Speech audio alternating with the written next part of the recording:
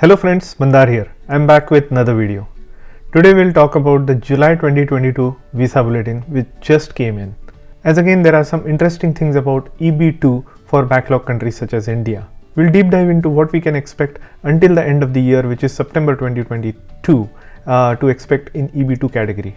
Also we'll talk about EB3 category. And there are some important questions that I will talk about people who are getting green cards, and some of them are getting some weird statuses on their online cases. So we'll discuss some important points towards the end, but let's look at the visa bulletin today and let's jump right in.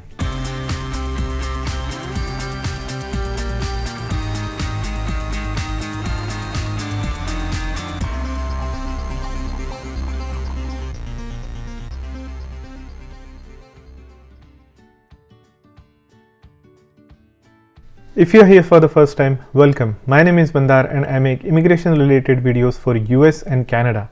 I'm not an immigration lawyer, so anything that I say on this video or on my channel is for information purpose only. And for your specific immigration needs, before you take any action, you should hire a competent immigration lawyer. Now before we go any further, I would like to remind you that I'll be doing another giveaway very soon. So stay tuned to my channel. If you haven't subscribed already, do subscribe and hit that bell notification so that you get that notification right away. Also check out the sponsorship links in my description of this video. If you buy any of these products from those links, the channel will get a little bit of a commission. Now let's look at the comparative analysis of two visa bulletins. The current month visa bulletin, which is June visa bulletin, versus the July visa bulletin, which has just come up. Again, I give this reminder all the time that until the end of this month, which is June 30th, you should still refer to the June visa bulletin. But if your date has become current in the July visa bulletin, it will be effective on 1st of July itself. That will give you some time between now, which is 10th today, until the end of this month to prepare for your documentation for 485. If your date is current in the July visa bulletin, you prepare your documentation and then apply for that 485 right on day 1, which is 1st July of 2022. So I wanted to make that clarification because there is still seems to be a lot of confusion. People apply early and then get denied, or the application gets sent back by USCIS because you sent it too early before the month started. So just keep that in mind. Now let's look at the side-by-side comparison of the June visa bulletin versus July visa bulletin. Now as you can see here, on the left hand side I have June visa bulletin, and on the right hand side I have July visa bulletin. I'll be putting the timelines in the description or the timeline slider, and you can skip to the topic that you are interested in. If you are interested in family based versus employment based, you can skip directly to that. Now first I'm going to look at the family based section. So let's go down here and let's look at the first chart, which is the final action date chart for family based petitions. Now as you can see, they have F1, F2A, F2B, F3 and F4 for all categories. So all chargeability: China, India, Mexico and Philippines.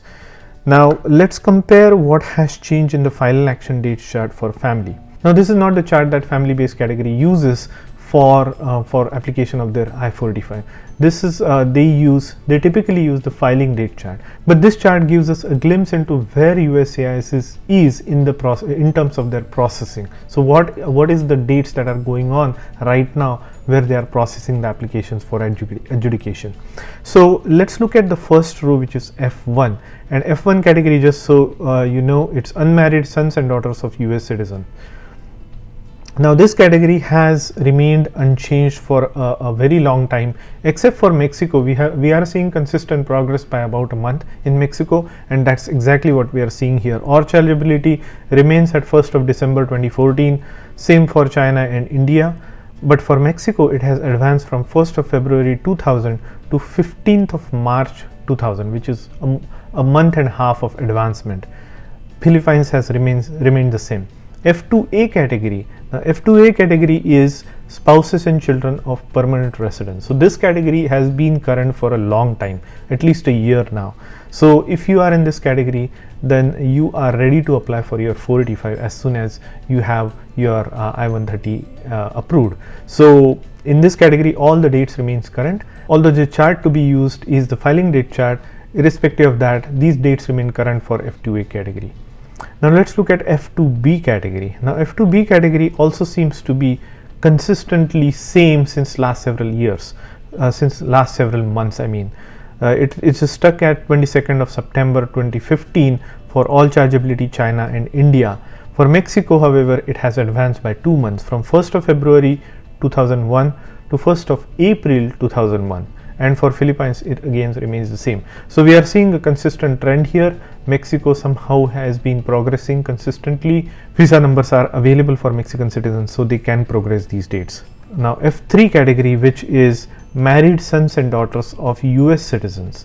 Now for this category, as you can see, no dates have changed except again for Mexico. So all chargeability India and China, they remain at 22nd of November 2008. Mexico progressed from 15th of September 1997 to 15th of October 1997. So about a month of jump, which is great news. F4 category, which is brothers and sisters of adult US citizen, and there is a limit for that, 65,000. All the dates remain the same except for again Mexico. So 22nd of March 2007 for all chargeability China and India. For Mexico, they have progressed by about 2 months from 1st of March 2000 to 1st of June 2000. So all in all, what I can say is USCIS is progressing the dates for final action chart. So they are giving out green cards specifically for Mexican citizens for all the FB categories. All the other dates are stuck. Actually, they have enough applicants up until this particular date that is shown in the chart. They're still processing all the applicants up until this date because they have just enough visa numbers available for them. So they are not able to progress the dates in final action chart.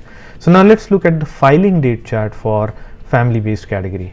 The filing date chart interestingly has moved forward for F1 category. So F1 category, again reminder, unmarried sons and daughters of US citizens. So if you are in this category, there is a good news for you in family based category because the dates have progressed.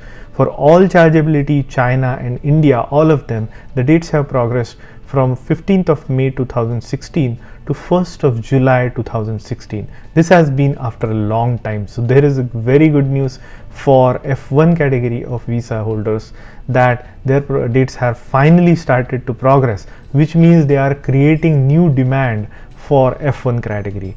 So more people will be able to apply for their 485 finally if your date is on or before 1st of July 2016. Now Mexico has also progressed, and it has progressed by almost 7 months from 1st of May 2001 to 1st of December 2001. Mexico has been backlogged for a big time, so they really need some respite on this part. So they are able to progress the dates by 6 months for Mexico or 7 months, and for Philippines the date actually remains the same.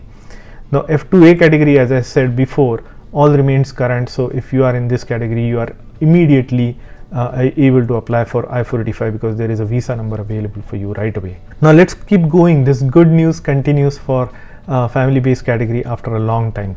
Now see, F2B category also have date advancements for all chargeability China and India. The dates have advanced from 22nd of September to 1st of October, which is just advancement of 1 week. Now Mexico also has progressed by about a month from 1st of March to 15th of April, so month and a half. And for Philippines has also Philippines has actually stayed the same.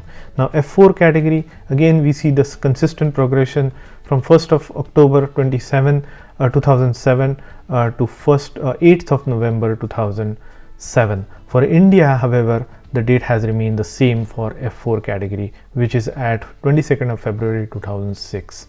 For Mexico, the date has remained actually progressed by 15 days, and Philippines, the date has remained the same. So all in all, if you think about it, the family based category has been stalled for a very long time. Now it's not that suddenly these visa numbers have become available. Now what it is they have found out that they have come to a stage where they can now make a judgment call that they still have some visa numbers left over. It doesn't mean that they have got them from somewhere else. They have always been there, but they were not able to judge how many applicants were in the pool. And now they are able to notice that there are some extra green cards available for FB category that could be used by some extra applicants. So they are making a slight adjustment in the dates, creating just a little bit of a demand to use up those extra visa numbers. It's nothing has changed, and this is peculiar in the FB category, sometimes towards the end of the year, they may adjust some dates in the filing action date chart. The reason filing chart is important for FB category is that is the consistent chart that USCIS is used for the application of 485, specifically for family based category. So all in all, I would say it is a good news for FB category. It is a glimmer of hope for a lot of FB category people, family based category people who have been stuck in the dates for a very long time. Now let's look at the employment based preference category. As usual, since last 2 months we have seen this chart has expanded a little bit in the EB5 section. They have made separate categories for EB5. I don't know, but let's look at the family based employment based category now. For EB1, EB1 remains consistent. It is current all across, so there is no wait time for EB1. If you have an application pending, it's going to be picked up. Now for EB1, a lot of people have been stuck for a number of months. It is not because they don't have the visa number available. It is because of the bandwidth of USCIS just getting to your application in the pile of applications that are sitting on their desk, so to speak. Now EB2 category, now here's the magic. Okay, all chargeability remains same. For China, 1st of March, the dates have had advanced from 1st of March to 2019 to 1st of April 2019, so advancement by about a month. For El Salvador, Guatemala, Honduras, it remains the same. For India, second preference category EB2, the dates have moved to 1st of December as expected. This was the date they had moved to in the filing date chart 2 months back. Now the final action date chart has already caught up to the filing date chart, so it's 1st of December 2014 at this moment of time. So this is great news for EB2. It has been exceptionally great year for EB2 India specifically this year, so you can be thankful to USCIS that they are making so much efforts to process all of your applications that have been stuck. I would say if your date is on or before 1st of December 2014, you're definitely going to get your green card, as USCIS is making every attempt to process your application. So you are definitely going to get your green card before September of 30th. So that is just my guess. Now let's keep the fingers crossed. Mexico and Philippines are current in this category. Now EB3, let's look at EB3. For China, it has remained the same to 22nd of March 2018. For India, again the date is stuck at 15th of January 2012. So sorry EB3 folks, nothing has changed for you, but don't lose hope. It's just a matter of few months. In October, there's going to be a magic. I re-emphasize, there's going to be a magic for you in October for EB3 India. So if you are on the borderline, if you are current in EB2, and if you think that EB3 is also going to get current, just hold on for a few more months. Unless you want to jump the queue and go back to EB2 right away, that might not be a bad idea either. But if you are one of those who want to save some bucks and see what happens, if you are in the 2012 or 2013 date range for your priority date, and if you are waiting, then the good news probably is around the corner in October visa bulletin. Now let's keep going. Other workers category has not changed at all. It stays at the same dates where they were before. Now EB4 category has also not changed for anybody except for El Salvador, Guatemala and Honduras. Their dates have changed from 1st of May 2017 to 8th of November 2017. So some good news there.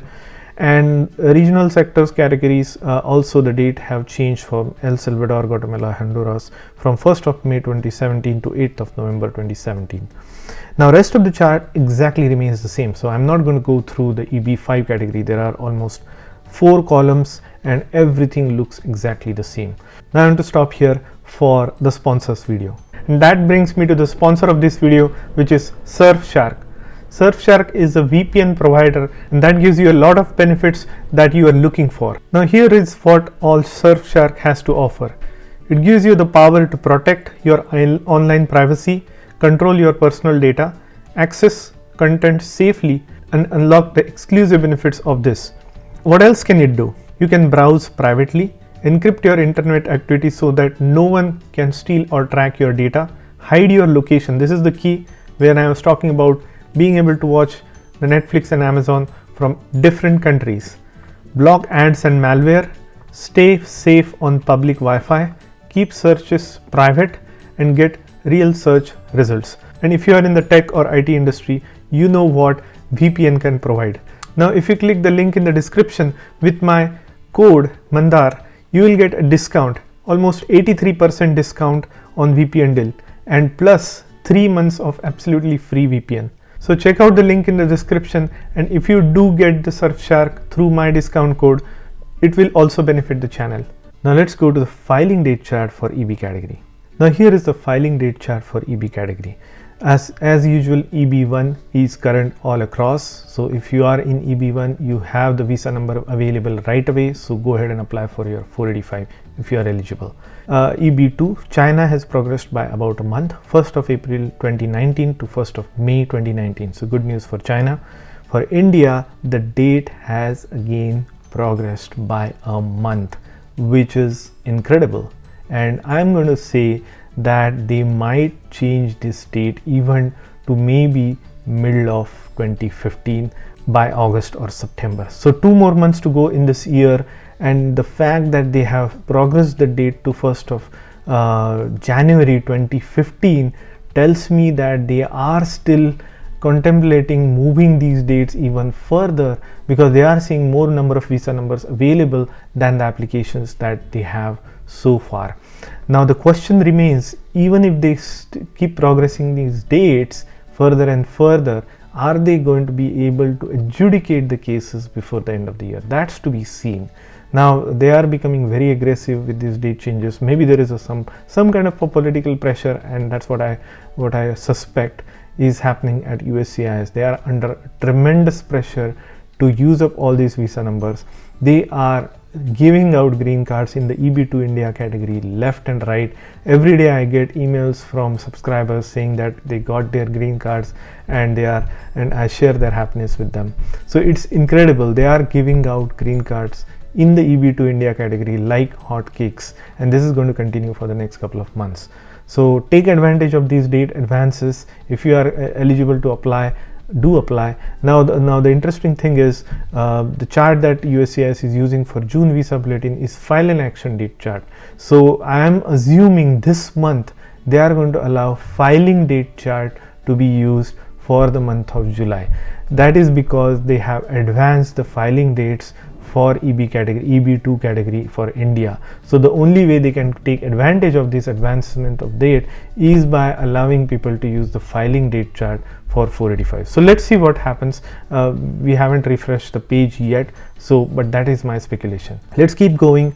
EB4 category, again everything remains the current except for El Salvador, Guatemala, Honduras. They have seen the progression of date from 15th of June 2017 to 8th of December. Same for regional workers category, and then the chart below down is all current for EB5. So except China, EB5 is current for everybody else. So if you are in the EB5 category, the good old days have come back, where you are able to apply for your 485 and advance your EB5 green card process much quicker. Mind you, there is a lot of wait for EB5, but regardless, there is no wait from the date or visa availability perspective.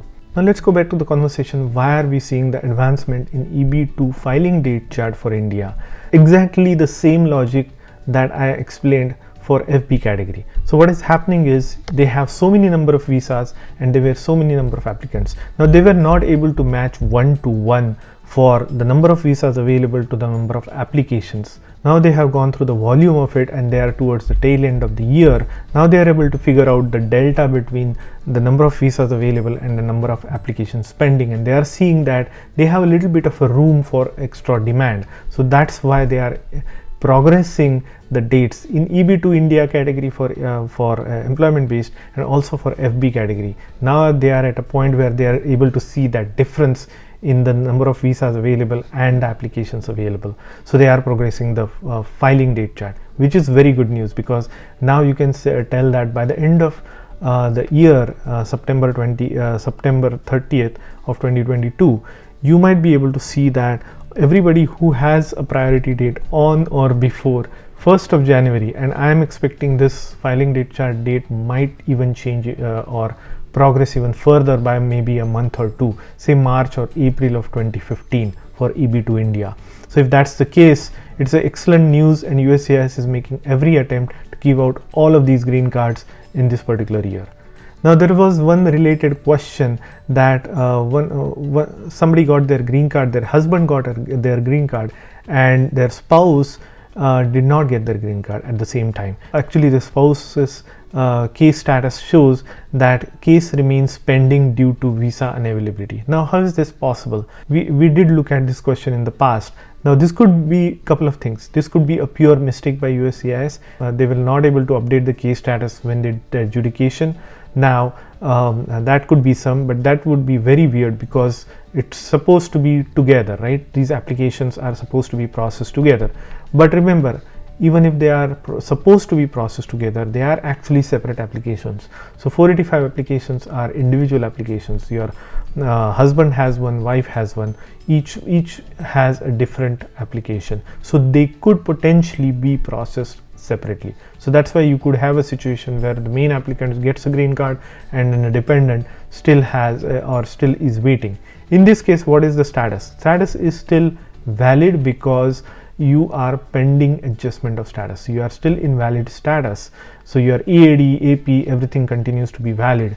The only matter of fact is whether a visa number is available for you in that particular slot for that particular month. Once that visa number is available, then you get your green card. So don't worry too much about it. It might just be a matter of a month. If you are in a situation where half the family gets a green card and half the family does not, your immediate action should be call USCIS and try to find out the status.